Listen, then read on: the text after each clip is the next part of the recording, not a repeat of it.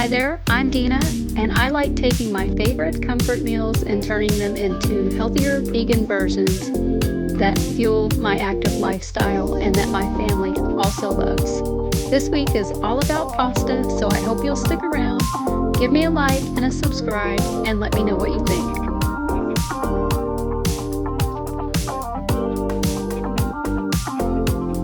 The first recipe I want to share is a family favorite and also a personal favorite, and that is a lemon basil spaghetti. It's so simple. I probably made this 1,000 times while the boys were growing up, and it's just lemon zest, lemon juice, a little garlic, and basil makes your sauce. It takes less than 30 minutes and it can be on the table, a quick meal. Everybody loves it. If you are looking for a dish to bring to a potluck or even a barbecue or any type of event, and you want to please everybody, vegan and non-vegan, this is highly recommended. Everybody loves it. So this is all we've got going on. We have a couple of lemons, a few cloves of garlic, some fresh basil, and some spaghetti. Now, back in the day, I would have loaded it down with olive oil and Parmesan cheese. We're not going to do that. You can buy some vegan Parmesan if you like and use some vegan butter. However you want to make it, make the sauce extra creamy and delicious. You can do that, but I'm just keeping it light tonight. So I will use just a small amount of olive oil to get things roasting. So to start, what I have done is I have preheated my oven to 400 degrees because we are going to roast the lemons and the garlic while the pasta water is boiling. I have the pasta water on to boiling, and we just need to pop these in the oven. So I have my garlic cloves here. I have 5 medium-sized garlic cloves. If you're doubling this recipe for a large family, like making a whole box of, like a whole pound of spaghetti, you can use the whole garlic head. But I just have a few cloves. I have 5 cloves there. And that will be plenty because I'm only making enough pasta tonight for Tony and I, which is still a large amount because I love pasta and I can eat a lot of it. So for our first lemon, I'm just going to chop this in half, and I have just washed these with a little bit of baking soda and some warm water. And the second one, I am going to zest up on my grater here. I'm just going to zest this right into the bowl where we're going to mix the sauce. Keep it super easy on myself. And just zest this up. We'll see how much zest I get. I think the zest of 1 will be enough. And when you roast the lemons, you'll find that so much juice is going to come out of them, and it changes the flavor dynamic. Like, it's just so good. It's like just a different flavor. Now, you could skip this step and just do the raw lemon zest and raw lemon juice, but you would still want to roast the garlic. I don't know, I've never tried it without roasting the garlic. You might be fine to not roast the garlic, just chop it up really fine and put it in there, or just use some garlic powder. That would probably be all right too. All right, so we've got that nice and zested, and I'm just going to chop him in half too, and I can hear my pasta water is boiling, so I'm going to set this aside. Going to get some salt on here just to help bring out those sugars and that juice.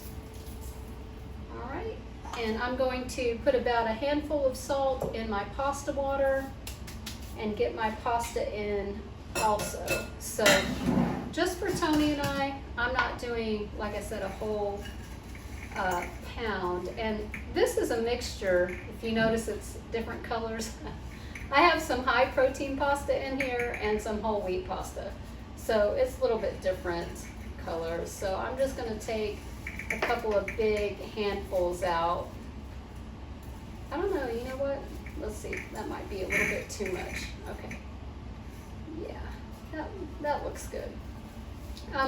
You can use some spoons, like some pasta spoons have a little measuring device on the end of it, that little hole. You put the spaghetti through, and that's a serving of spaghetti. If you know what I'm talking about. I don't have one, but some of you probably have that, like spaghetti scooper. And you may not know that little hole on the end of it, you can actually measure one serving of spaghetti, which for me is kind of ridiculous, the amount that it is, because you know you're going to eat 2 to 3 times that amount when you make pasta. And that's another reason why I really like the high protein pasta, is because it's a little bit more filling than just a regular flour pasta. So let me get this in the water and I will get this roasting.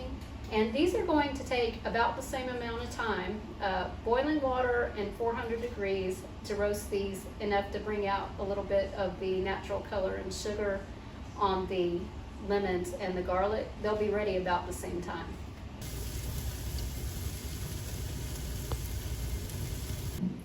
Okay, so while the pasta is boiling and the veggies, well, the fruit and garlic are roasting, I'm just going to quickly chop up some fresh basil.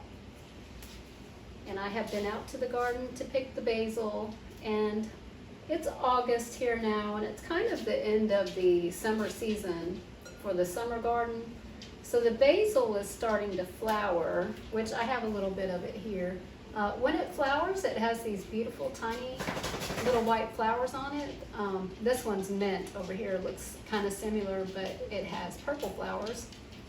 But the bees go crazy over the basil flowers. I always feel guilty for trimming it back to keep my basil alive longer, because the bees and the butterflies just love it. I've even seen a couple of hummingbirds over on the basil plant. So it's about the end of the season for basil. It's time to bring some in and grow it on the windowsill, I think. Not that it's getting cold here, it's just the weather's changing a little bit, and basil really, really loves the summer heat or a sunny window. So it's about time to start growing it in the kitchen again. All right, so it's still nice and juicy. And it smells so good. Is there any other smell on the planet that can compare to just fresh basil and lemon in the summertime? It smells amazing. All right, so I'm just going to get this roughly chopped. That's about a handful of basil. I think that should be good. And I'll put a little bit more over the top when I get ready to serve it. So I've got my lemon zest in here and my basil, and I'm going to add about a teaspoon of olive oil. I just need a little bit of something in there to kind of emulsify the sauce. If you don't want to use oil, just leave it out. You could also use a little bit of vegan butter, or if you want to keep it oil-free and still have a little bit of something to emulsify it, you could also use aquafaba, or the liquid that comes in a can of chickpeas. I just don't happen to have any aquafaba today, or I would probably use that and keep this oil-free. But for today, I'm going to go in with a little bit of extra virgin olive oil, only about a teaspoon. You really don't need much. And that'll work. And along with the olive oil, the lemon zest, and the basil, and a little bit of pasta water, this is going to make an amazing sauce. It's like magic. It turns out so good. It makes kind of a creamy, indulgent sauce. It's so good. My garlic and lemons are out of the oven, and the first thing I want to do is add to my basil and lemon zest here are the pieces of roasted garlic. Still a little bit warm. And I'm going to hit this with about a teaspoon of pink sea salt. So I'm just going to give this roasted garlic a little bit of a mash in with the basil and the lemon zest. This smells really good. It smells so good. Okay, you could also just chop up the roasted garlic. Okay, that looks good. Everybody's nice and chopped and mushed, and I'm going to go in with the lemons, which I'm just putting over a little bit of a strainer, and look how juicy that is. Look at how much juice comes out. Now be careful if they're just like right out of the oven and you don't have like mom hands like me. Be careful because it's really hot. You may want to use gloves, or if you have one of those fancy little lemon juicers, citrus juicers, use that. I don't have one of those. I probably do, but it's probably in storage, which is the story of my life right now. Everything is in storage. Okay, so much juice. Oh my goodness. But this works, just a strainer in my hand. But like I said, be careful because it's hot. It's really hot. And if you wanted to give this like a little bit of a cheesy flavor, you could certainly also just throw in a little bit of nutritional yeast here while you're making the sauce. And that would be really delicious too. I'm leaving it out today because Tony is not a big fan of nutritional yeast. So that's my husband, by the way, who is not vegan, but we try to get him to eat as many veggies as possible. And no need to rinse your pasta. You want it to go into the sauce hot, so it soaks up all of that goodness. And I'm just going to hit it with a little bit of our pasta water.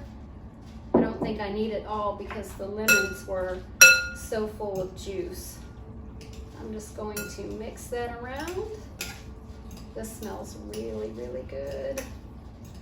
I cannot wait for a big bowl of this. And I'm just going to taste this to see what our salt level is and see if I need to add any salt. Try to do this without making a huge mess.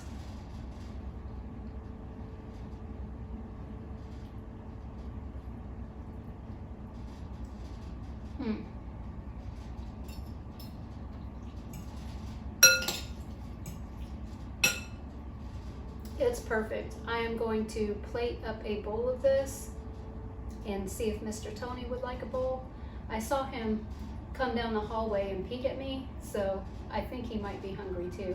He probably smelled the garlic cooking.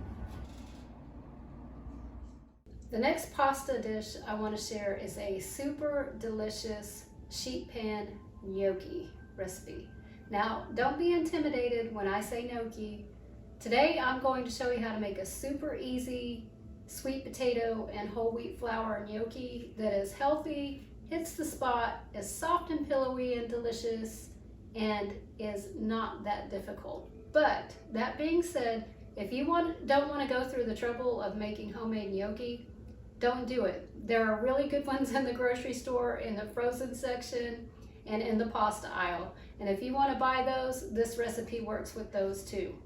That being said, this isn't that difficult. It doesn't take that much time. And once you get the hang of it, you'll really love to make it. It's a family favorite. I love gnocchi. I was on a gnocchi kick there for about 1.5 years where I was eating gnocchi 2 or 3 days a week. But yeah, I'm back to just a reasonable amount of gnocchi now. But what I'm starting with is some baked sweet potatoes. I have 3 like small to medium sized sweet potatoes and 1 baked russet potato. I like to throw a little bit of the baked russet potato in there just because it keeps it nice and fluffy. Because when you're using the whole wheat flour, they can get a little bit dense, but if you're using just sweet potatoes and whole wheat flour, they can get dense. But if you throw in a little bit of regular potato, it makes it nice and fluffy. And you could certainly do this with all sweet potatoes or all white potatoes. But the thing about having a really good gnocchi is to start with a baked potato. Baked potatoes. Don't boil them, it'll be too much water. And you'll want to just peel them. And these I have baked earlier today and just let them cool. And I'm just going to throw them in my bowl and get them peeled real quick and throw them in my bowl and get them mashed up nice. Now, if you have a food mill or a ricer, like a potato ricer, the kind that you know,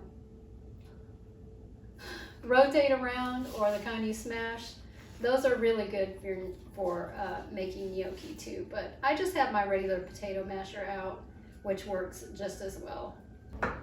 All right, I've got those peeled, and this is all you need for gnocchi. This is so simple. It could be easier, okay? You just need your potatoes, you need some flour, some bench flour, some salt, and a little bit of water. You also will want to have a rolling pin, a bench scraper, and I like to use just a cookie sheet, which I line with parchment paper and dust with a little bit of flour. So let's get mashing our potatoes. Get those nice and mashed up. And you want to make sure that you do have all of the skin removed, because you don't want like just some random piece of tough skin in the middle of the gnocchi dough. And you do want to make sure it's mashed up really well. You don't want any large chunks in there. So this is looking good. So the amount of flour and water are going to vary. So I just have a full glass here. I'm not going to use all of that water. I don't know why I poured a full glass. You're definitely not going to need a full glass of water. And I have 1 cup of flour, and I probably won't even use this whole entire cup of whole wheat flour.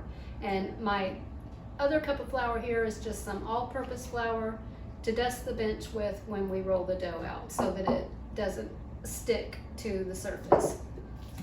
And we'll just add a little bit of salt in here. Okay, so this is looking pretty good. Now, traditional gnocchi calls for an egg or 2 eggs, depending on the size of your recipe or the recipe that you look at.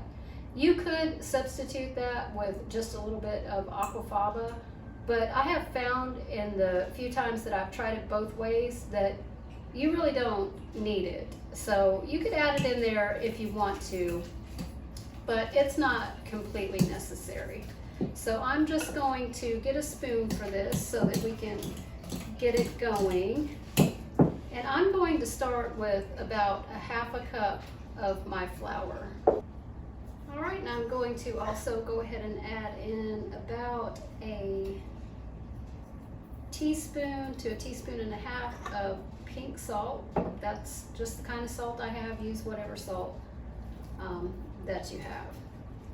And we'll get this going. And what we're looking for is for the dough to just like come together into a ball to where it's no longer sticking to the sides of the bowl. And it looks like I probably won't even need any of the water. So I think I am going to need this whole cup of flour. And I have my bag of flour here just in case I need just a little bit more. But I think we're spot on with the 4 medium potatoes to 1 cup of flour ratio. And this is looking really good. You don't want to overwork it, although that being said, if you're using all white potatoes, they can get really starchy and stretchy and overworked. When you're using sweet potatoes, it's not as much of a problem. So, you know, it doesn't get as starchy as the white potatoes, I have found. Now, other people may have something different to say, but I'm just going on what has worked for me. Okay, and I think we need just a little bit more flour for that to come together. Just a little bit. I have about 1/8 cup in there. Or about just a couple tablespoons more. once it gets to this stage to where it's pretty much in a big ball sticking together in the middle of the bowl, you just want to set it aside for 5 to 10 minutes and let it rest. And what that will do is all that moisture will soak into the flour, and they'll just kind of meld together, get together, and they call that reaching full hydration or something like that. Don't worry about that. Just set it aside, let it hang out for 5 or 10 minutes while you get some water boiling. It's been resting about 10 minutes. Got a nice pliable dough here, and I have just dusted my work surface here with just some regular flour, and I don't think I need to knead this anymore. I'm just going to dust my rolling pin, and I want to get this into about 4 equal parts that we can roll into little logs for our gnocchi. So I'm just going to cut this in half and cut it in half again. All right, we'll set him aside and set him aside and set him aside. And we'll make sure our surface is floured here. And I'm just going to roll this out into a little log. And you can roll this out as thin or as thick as you want.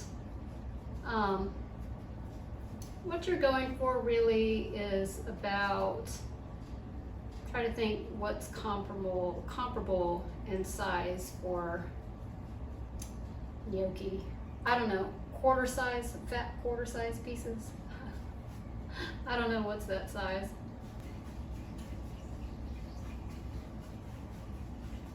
Okay, I have them rolled out into 4 about equal size logs. Not perfect, but that's okay. This isn't, you know, Top Chef or Master Chef, both of which I love to watch, by the way, but this is good for the home kitchen. So I'm just going to take and chop these into like bite-sized pieces, so about yay big, and just transfer them over. Did I just say yay big? I never say that. Why would I say that? I might have to edit that out. Do you say yay big? About that big. So, and I'm just going to lay them on my cookie sheet that's lined with parchment paper.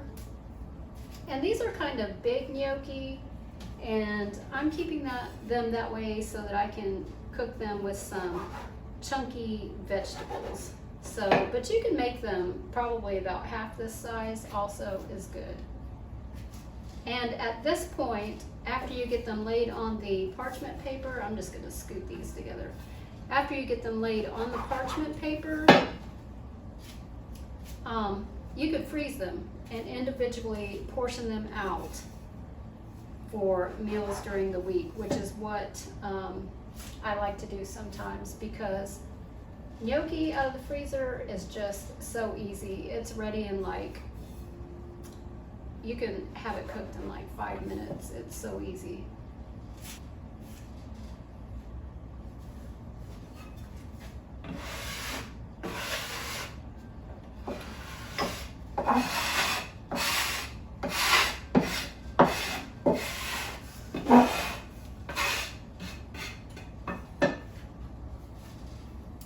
One thing I did want to show you, if you want to be fancy,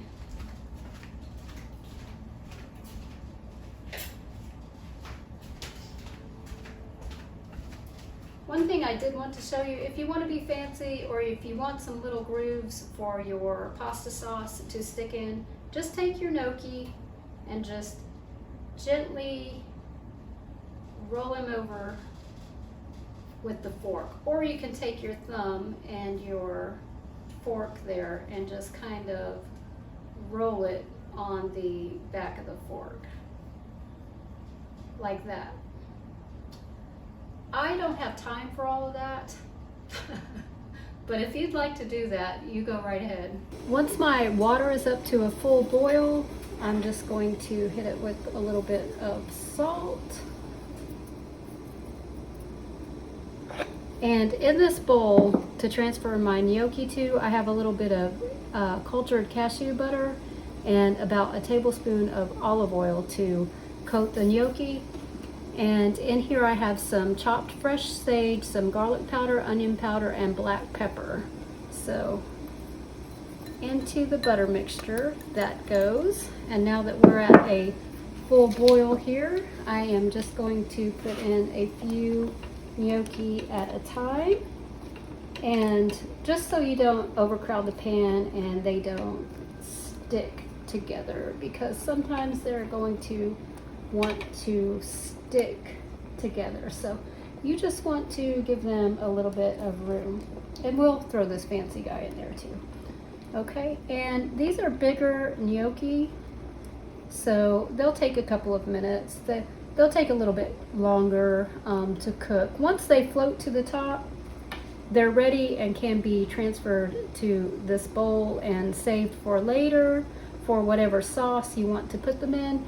You just don't want to overcook them at this point, because generally with gnocchi, you're going to cook them twice. You're going to cook them in the boiling water and then in whatever sauce you're cooking them in, or in this case, we're making them on a sheet pan, which I have already chopped up some tomatoes to go on with the gnocchi, and I have a can of organic cannellini beans.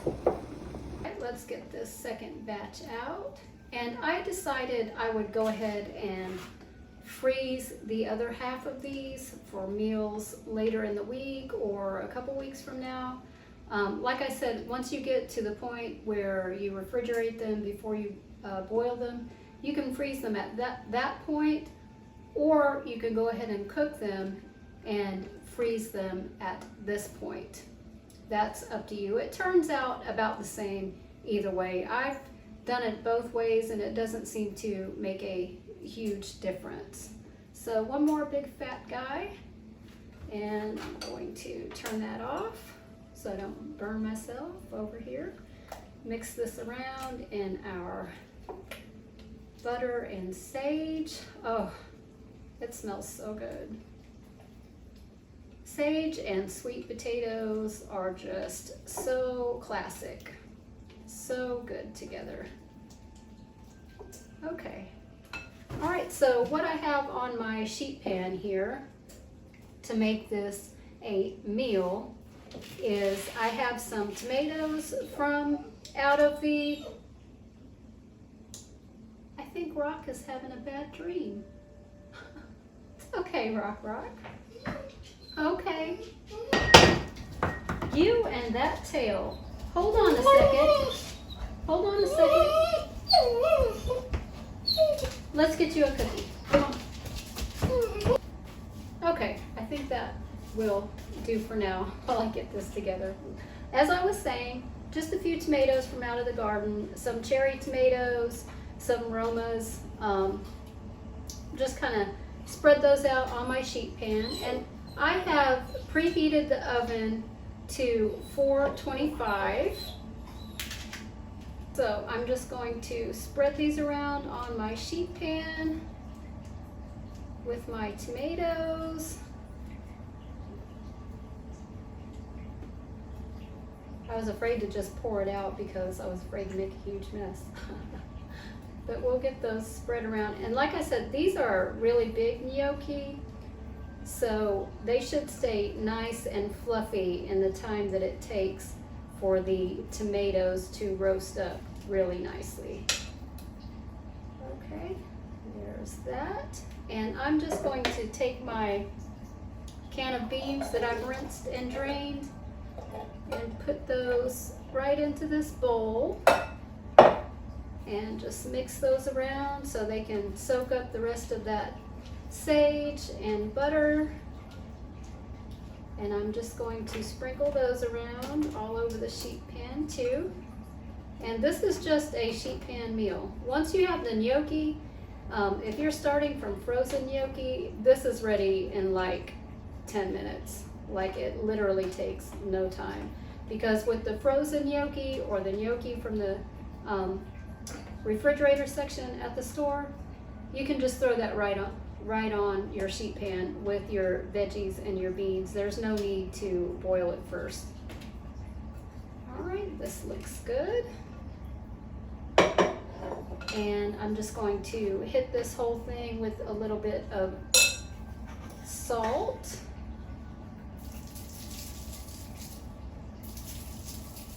These beans are organic, low sodium, so they need a little bit of salt. And on my little spice tray here, I just have some Italian seasoning and some crushed red pepper. You can use whatever spices you're in the mood for. I like tomatoes and beans with crushed red pepper.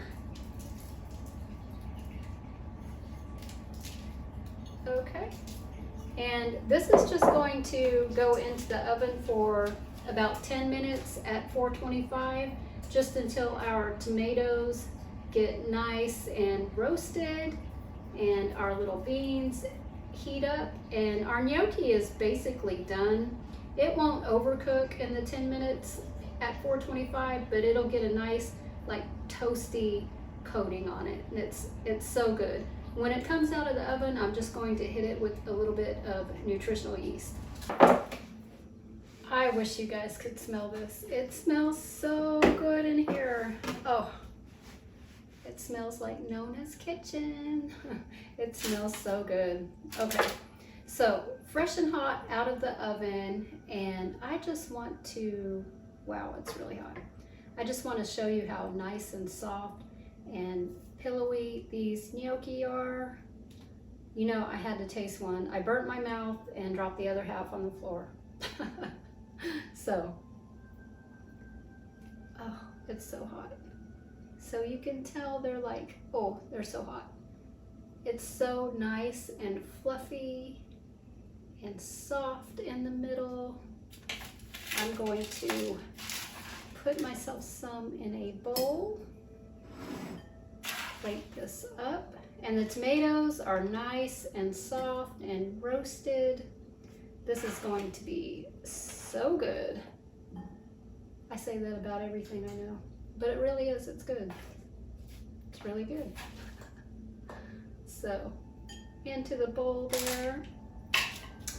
And I'm going to hit this with just a little bit of nutritional yeast over the top there. I would do the whole pan, but like I said about the other pasta, Tony's not a big fan of nutritional yeast, so I'll just put it on my bowl and that will be good. Okay, and I think I'm going to have a nice little piece of toasted sourdough with this. That sounds good. A nice little piece of toast. I'm just going to take one of these juicy tomatoes here and just kind of squash him onto my piece of toast. Just like that. Okay, let me give this a taste. See if I can get one that's cool enough here. Not burn myself. A little bit of beans, a little bit of tomato. Try to get everything in there.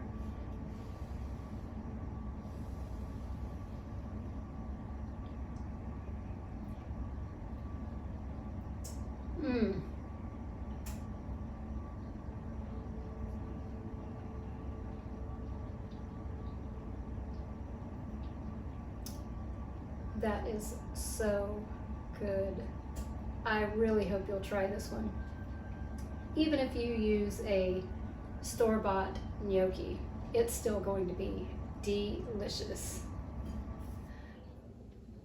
This third pasta recipe is always a crowd pleaser. This is a vegan mushroom alfredo. You can call it an alfredo if you like, or you can just call it a creamy mushroom pasta. Either way, it's delicious. Everyone loves it. Who doesn't love a creamy, cheesy pasta? Oh my goodness, so good. So the pasta that I'm using, the dried pasta today, is a rotini. And I love this for creamy sauces and thick sauces. because the sauce really sticks in the groove. Other good options for this are ziti, penne, cavatelli, maybe orecchiette, because they have that little divot in them, or shells even. Really good for holding on to creamy sauces. So let's take a look at what we have going on for the sauce. I'm starting with a head of garlic and 1 large Vidalia onion. I like Vidalia onion for this because we're going to put it in the oven and roast it, and it gets really good and caramelized because it's so sweet. If you don't have Vidalia, if they're out of season, just use a regular brown onion, that works too. And these are really big, so maybe 2 small to medium sized brown onions. Those are both going to get roasted in the oven with our mushrooms. And I just have 1 package of cremini mushrooms. You could also just use white button mushrooms if you can't find the baby bella mushrooms. And for the sauce, I have soaking 1 cup of raw cashews, and I have 1 cup of soft tofu.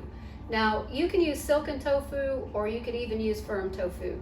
The type of tofu that goes in the sauce doesn't matter. If it's extra firm tofu, you'll just want to add a little bit more water to the sauce.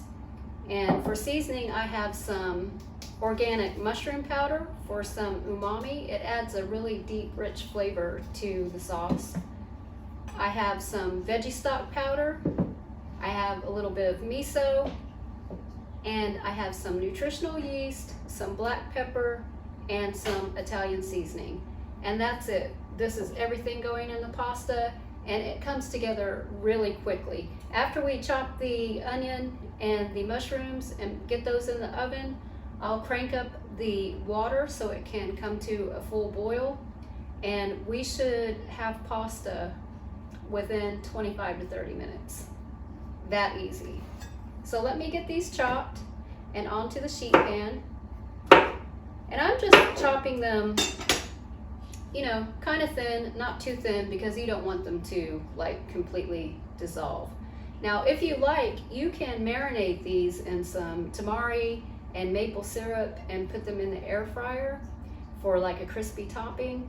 But I'm not gonna do that today. I'm gonna keep it really simple, but that is delicious. It's also very delicious, not just for pasta, but on top of salads too.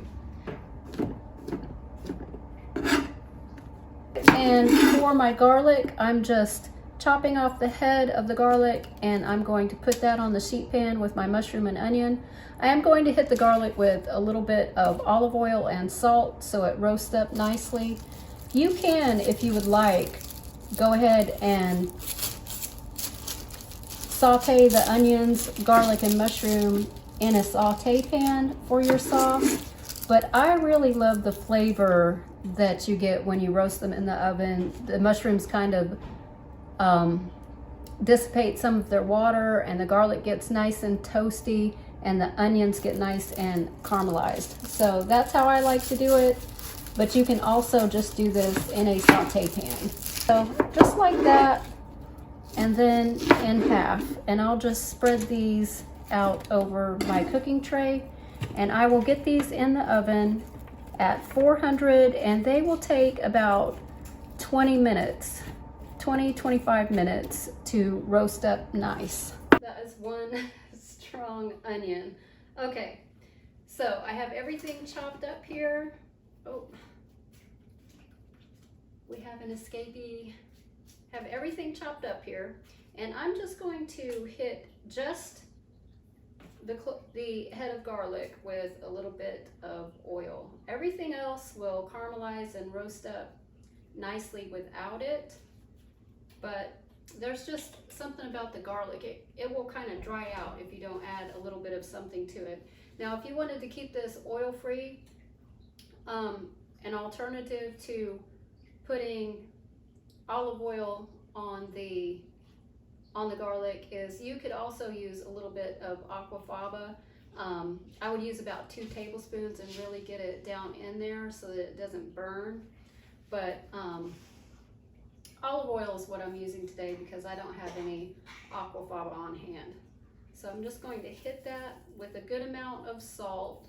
You want to really cover that head of garlic in salt. A couple good pinches, and everything else will get a little bit of salt, the pinch there.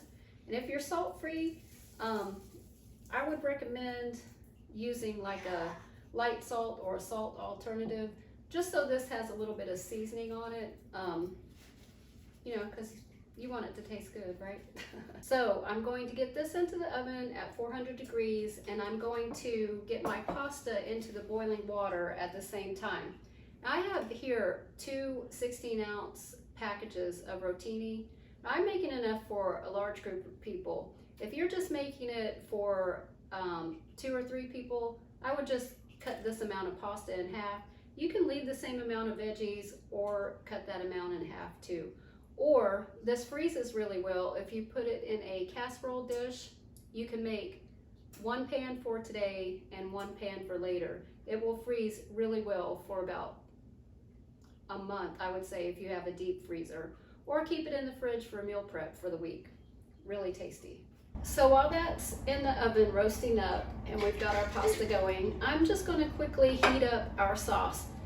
It's not necessary really if you want to do this all in one large blender and just blend it up. It's not necessary that you really heat it. It would be fine if it's like room temperature. The pasta will be hot.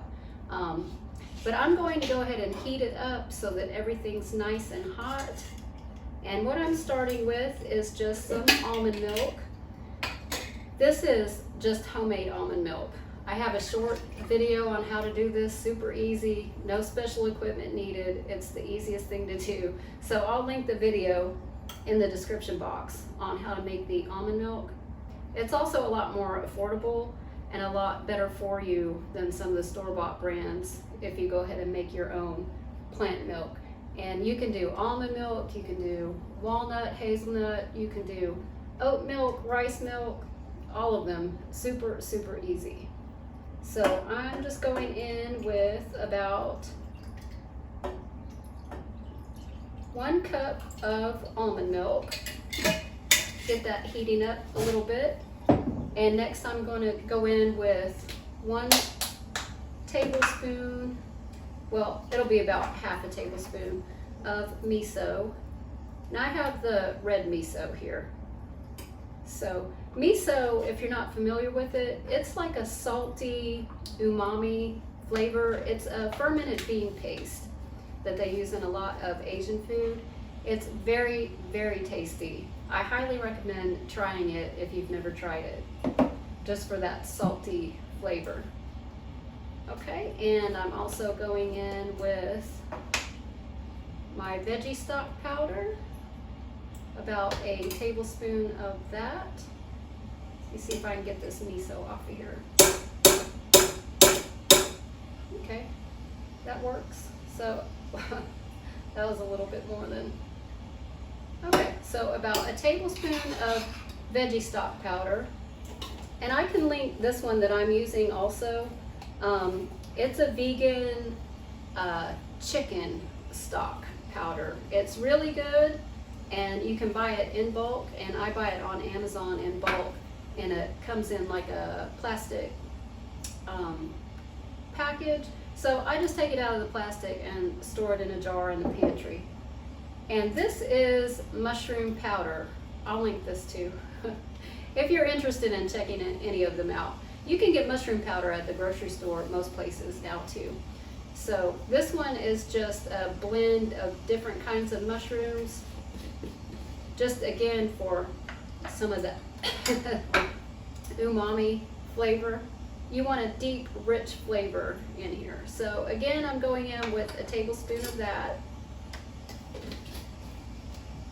And I'm not adding any salt to this because the miso and the veggie broth both have plenty of salt. We don't need to add any more salt to this. But if you taste yours, if you're not using miso or using a different veggie stock, you may want to add a little bit of salt. So here I just have my Italian seasoning, some black pepper, and about 3 tablespoons of nutritional yeast. And I think what I'll do is I'll just go ahead and blend that up in the blender with my soaked cashews and my tofu. I'm just going to give this a mix and get this started heating up. It smells so good in this kitchen. Oh, it smells so good. The onions and the garlic and the mushrooms, it's Sunday today and it smells like Sunday dinner. It smells so good. So I have 1 cup of cashews and 1 cup of water, and I'm just going to leave that water in there to blend up with our sauce. And I'll put in my nutritional yeast and my spices. You could also put in a little bit of nutmeg, which is traditional in a creamy pasta sauce. Honestly, I just didn't even think about it earlier, but I may add some in. So I'll go in with that and my soft tofu, and that's about a cup of soft tofu. All right, that looks good. It's nice and thick. Now, if you wanted to do this nut-free, you could certainly do that and just use all tofu and eliminate the cashews, and vice versa. If you didn't want to put tofu or soy in it, you could just do all cashews. Oh, my garlic, always hot. My garlic and onions and mushrooms are out of the oven. I just wanted to show you, look how nice and caramelized everything is. And I did end up turning these over a couple times during the cooking process, but I wanted to show you what I do with my garlic, with my roasted garlic. It's very hot, but my hands are pretty tough, so I have old hands. Now, if you have young, beautiful, soft young lady hands, this is probably not a good idea. Definitely let it cool. Oh, it smells so good. Roasted garlic always smells so good. And I'm just going to hit it with a little bit of salt.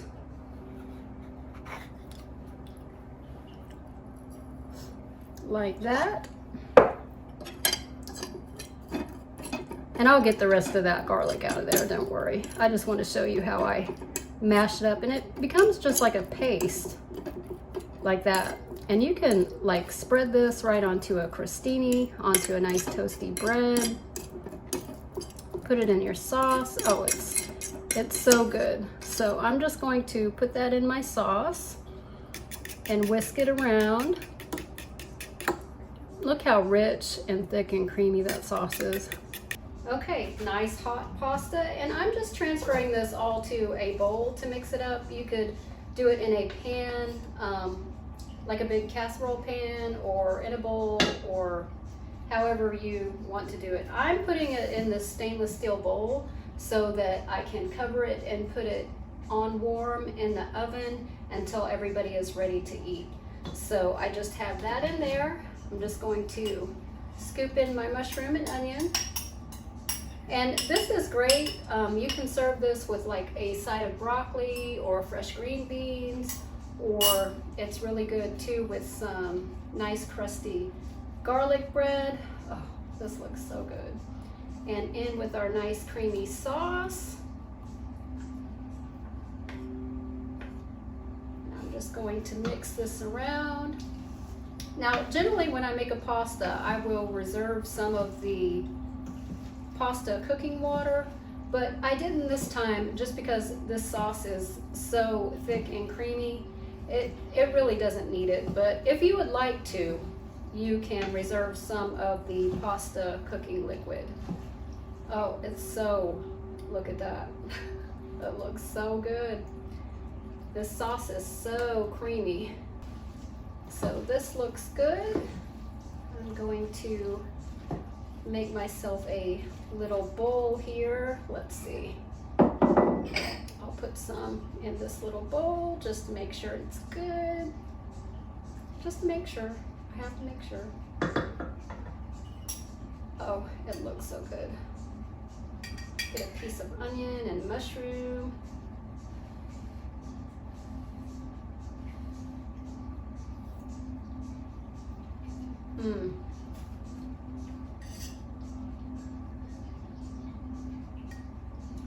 It's so good.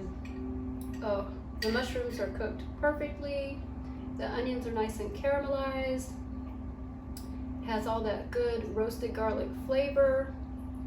It's so good. I really hope you'll try it. I hope you'll try all the recipes, but this one, it is so, so good, and everyone loves it. That is, unless of course you have one of those people that don't like mushrooms. In that case, you can still make this sauce with caramelized onion and no mushroom, and it will still be fantastic. I appreciate you guys watching. Thanks so much. I'll see you next time. Bye.